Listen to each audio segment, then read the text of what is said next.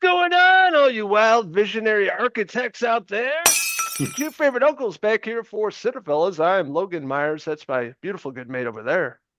And I'm Henry Hill. And like Logan was saying, we have a great motion picture to talk about tonight. We've been waiting to review this for quite some time. We finally got a chance to watch this, and we're excited to share our thoughts. It's the Academy Award winning film from Brady Corbett. It's called The Brutalist. Welcome to America.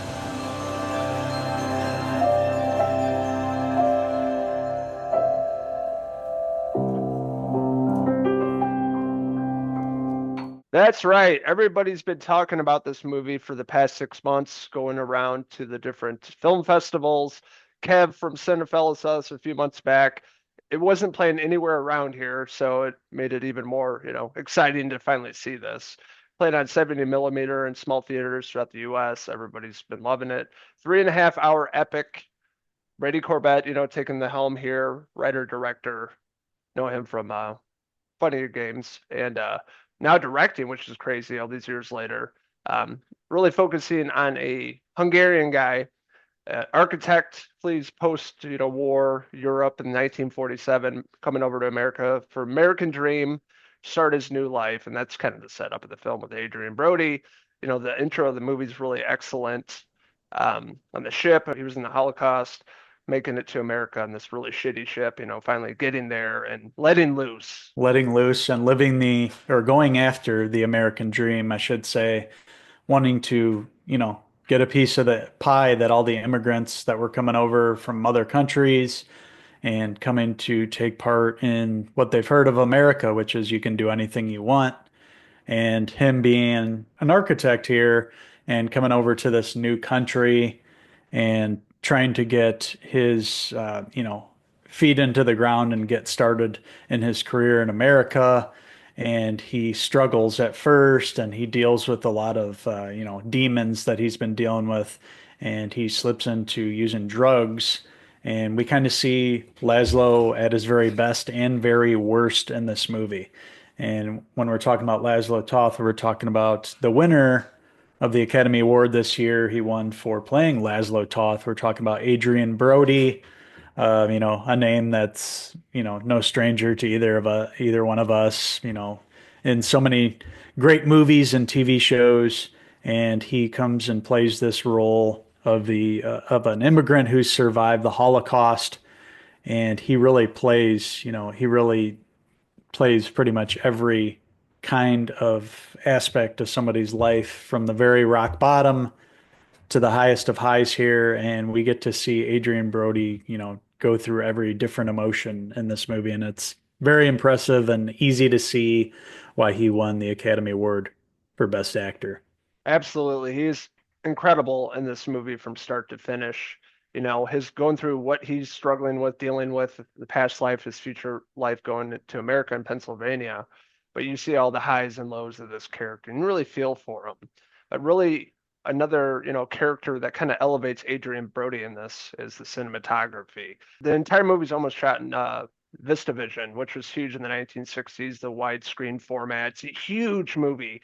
Feels like you're just jumping into this world. It's so massive. The scope's huge. And Brady Corbett does a good job with that. Of course, Lowell Crowley, the cinematographer, Oscar winner here, best cinematography.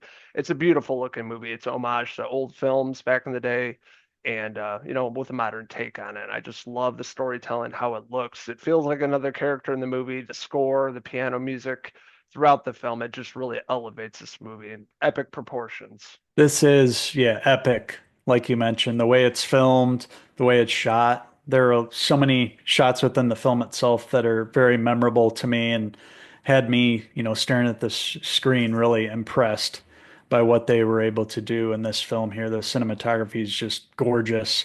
The widescreen, it just feels huge. Even though I didn't watch this in the theater, I still feel like I got a theatrical experience. Just the way that it's filmed and it's so wide and shows you those big marbles that they were going through and that, shot at the beginning on the train. They do some really fantastic stuff in this movie. Technically, this film is a masterpiece. It's one of the best films technically that I've ever seen. Everybody is on their A game here. We mentioned, Adrien Brody. We also have Felicity Jones, who plays his wife, who was stuck back, in the old country. And her and Laszlo were separated for many years. So the story is split up into several different times in Laszlo's life, and eventually they're reunited. And the movie just goes throughout Laszlo's life, and you see where he's at different times and the people he come across. There's also some other great actors here, Harrison Van Buren Sr., Guy Pearce, back in this role as this, millionaire who has seen Laszlo's work and wants to, hire him on for this job he's got. And it's a relationship between them, this, really rich, arrogant guy who wants to have everything his way. And then you have Laszlo, who's also, a visionary and wants to put his stamp on brutalism, which is the type of architecture he's involved with. So you have these two, clashing identities here. You have this ultra rich American guy, and then you have this immigrant with, talent that's just out of this world here. So it's those two meeting and what happens, and a lot happens in this movie. It's a long movie, well over 3 hours. It has a 15-minute intermission in the middle of it, which felt like a good break, honestly. Like when I got there, I was like, okay, if that's half, it didn't feel that long. The only time it starts, feeling a little long is at the very end of the film. But man, yeah, like I mentioned, technically, this is a damn near masterpiece. That's what I'll say. The performances, everybody's great here. Obviously, Adrien Brody, Guy Pearce, Felicity Jones does a great job. You have Joe Alwyn, and Alessandro Nivola, of course, who has a great, it's a brief kind of cameo. It's basically like 20 minutes out of the film, but I thought he did a great job. He lends authenticity to it. You can believe him being an immigrant, and just like, pretty much everything about this movie, the wardrobe, cinematography, directing's top notch. All these Academy Award nominations and wins were well deserved with this film. This is definitely the best film I've seen as of now in 2025. Watching this before the Oscars, I'm like, this is an Oscar award-winning movie. Just watching it, it's a master class in filmmaking, directing, cinematography, set design, score, everything. It's just wonderfully done. Ending's a little, not great. I thought the first two acts of the movie are incredible. It flies by or flew by for me. I was really invested in these characters, this world they're building, and what Laszlo's going through, and you really care for him. And then it's like intermission, like the old school days. They do intermissions, go to see a movie, grab some popcorn, go to the bathroom, come back. The last few parts of the movie. Third act, it's either you love it or hate it. I was kind of in the middle of the ending. The rest of the first two acts were incredible, but really great performances here.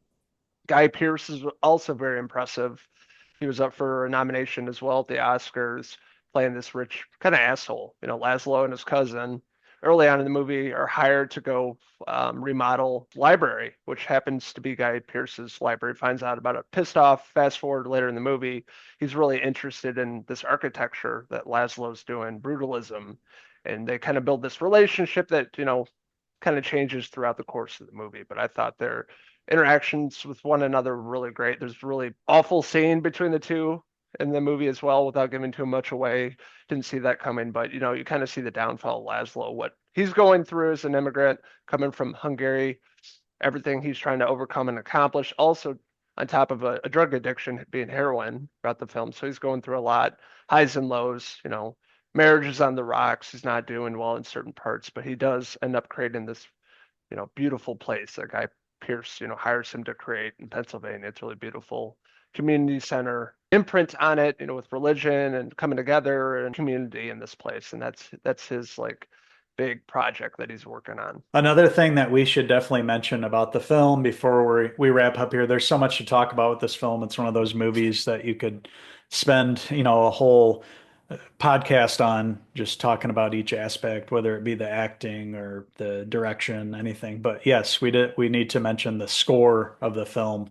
which really accompanies the beauty of the cinematography and everything on the screen. It accompanies all the scenes great, perfectly, and I can see why it won the Academy Award. So, this movie's all in all, a damn near masterpiece. The ending, like you mentioned, it's a shame that that ending, it could have had a better ending and it would have been a damn near perfect film for me. So that being said, we've, talked about everything we could without giving you guys any details. I felt that was one of the better things about this going in. We didn't know too much about it. I didn't even honestly really know too much about brutalism. I didn't, or anything. So this film also will have you thinking and appreciating all the history involved, the relationships. This is a really good movie, and we think one of the best that you'll see all year. So with that being said, I'm going to give Brady Corbett's The Brutalist. I'm going to give it a 4.5 out of 5 Laszlo Toth hair pieces. Yeah, I'd have to agree with you, my man. First two acts, like I said, were incredible. Third act kind of lost me at the very end. It kind of goes throughout a bunch of decades, 40s, 50s, 60s, 70s, ending on the 80s. And, just felt a bit rushed, didn't make sense. Wasn't as cohesive as the first two acts were incredible. So kind of lost me in that aspect. Just a minor complaint, but really masterclass in filmmaking here across the board. Obviously got 3 Oscars for this movie. Cinematography, score, best actor, Adrien Brody brings his A game. Really impressive. He went to a lot of different places in this film. The shot behind me is one of my favorite shots in the movie. I love how that's with the cigarette Yeah. and kind of where he's at in his life and, where Mhm. he goes throughout the film and doing with architecture, opening my eyes to brutalism. I also didn't know anything about it and really sparked my interest in that. Of course, the ensemble here, Felicity Jones is always incredible playing the wife, and she was really great being the support system while he's going. Laszlo's going through a lot in this film and trying to be successful. Of course, Guy Pearce, Joe Alwyn, Taylor Swift's ex, showing up in this film playing Harrison's son Harry. I thought was good, and the list goes on and on. Really impressive movie. This is a movie I'm definitely going to buy and rewatch this. Yes, 3.5 hours long, but I don't think you really feel it.